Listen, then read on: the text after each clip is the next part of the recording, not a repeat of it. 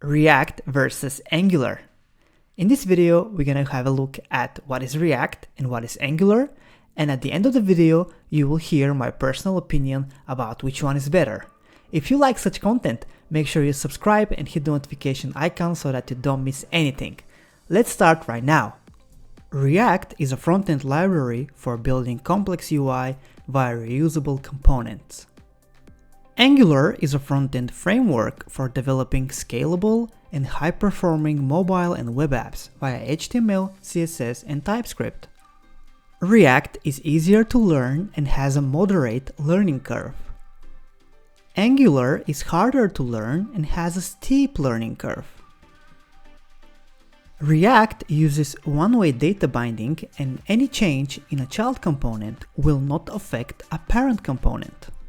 Angular uses two-way data binding. For example, if an UI input is modified, the model state changes as well, and vice versa.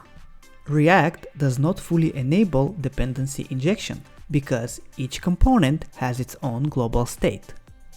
Angular supports dependency injection, allowing for separate lifecycles for different stores. React uses virtual DOM to update the UI using one-way data binding. Angular uses actual real DOM, which it updates directly using two-way data binding.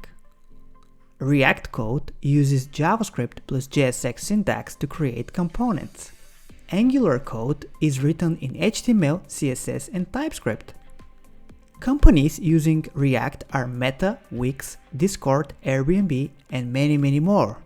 Companies using Angular are Gmail, PayPal, Samsung, and more. Which one is better?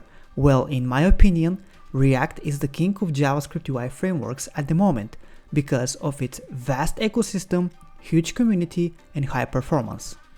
Thank you for watching this video. If you like such content, make sure you subscribe to the channel for more amazing content just like this one.